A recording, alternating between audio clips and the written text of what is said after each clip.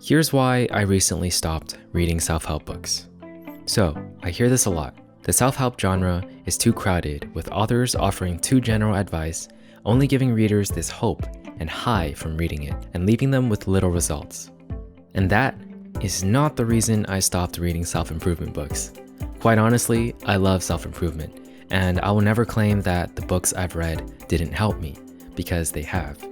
Sure, you'll find some that were not very good, but there are many that I will always recommend, and believe are worth revisiting and creating videos about. The reason I stopped reading personal development books is because of two things.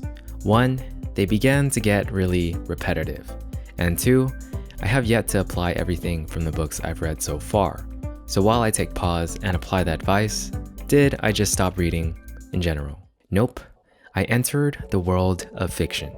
And I'm not just talking about The Fountainhead or Atlas Shrugged, which the people in the self-help genre all seem to love.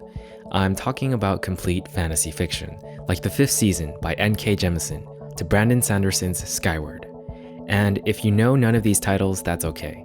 What I want to express is how I found it incredible that a fantasy fiction book can deliver some of the strongest self-development principles better than the dedicated self-help books themselves. The one I'm mainly thinking about is the Stormlight Archive by Brandon Sanderson. Without spoiling the book for you, I've got to say this is my absolute favorite fantasy fiction series. I've only read about 16 fantasy fiction books so far, but I honestly believe it'll stay as my top for a while. In the book, there are many main characters that each struggle with their own set of problems, from identity crisis and discrimination to what it actually means to be just and moral. And there's a book inside the fantasy book that's pretty much a personal development book in disguise. And it's just incredible to see one of the characters struggle to live by its principles and realize how it can be too idealistic at times.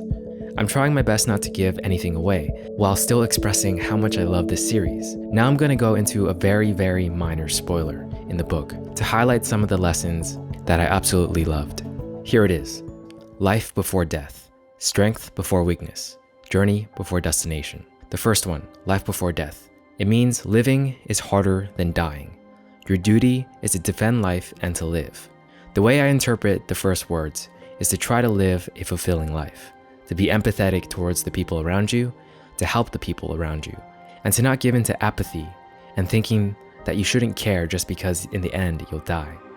The second phrase, strength before weakness. Everyone is weak at some point in their lives. Protect and help those that are currently weak by using your strength for others. For me, the second phrase helps me remember to try to be strong despite feeling weakness. It reminds me that all of us have our strengths and weaknesses, and all of us have times where we feel strong and also times where we feel weak. Strength before weakness to me means to choose strength more oftentimes than weakness.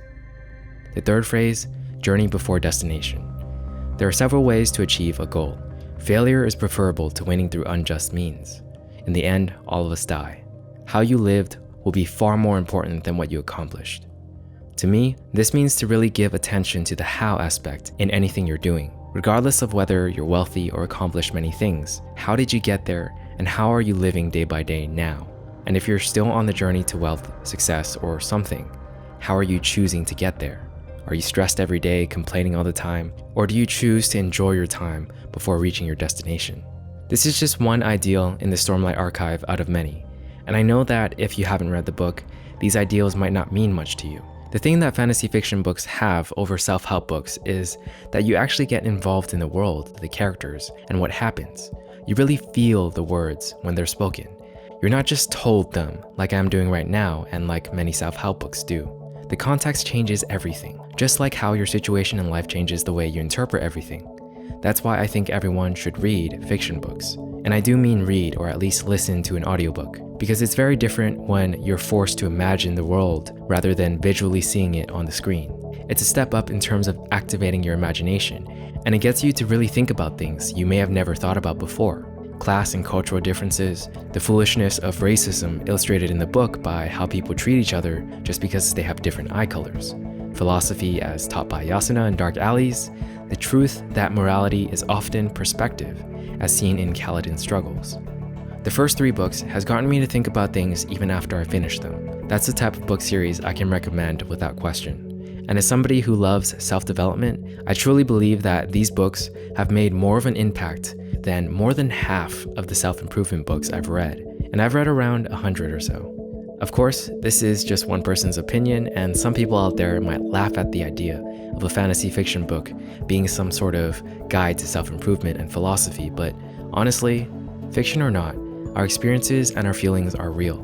And if we decide that some ideal spoken in a fantasy fiction book is important to us, then it doesn't matter what anybody says. Nobody can take that away from us. That said, I'll be making more videos about lessons from fiction, especially the stories that have made an impact on my life. Be sure to subscribe if you don't want to miss it. You can find a link to the Stormlight Archive books below, although here's a warning. You may never be as satisfied with the storytelling from TV shows and movies again, since for me, a lot of them simply don't compare. Thanks for watching. I'll see you guys in the next one.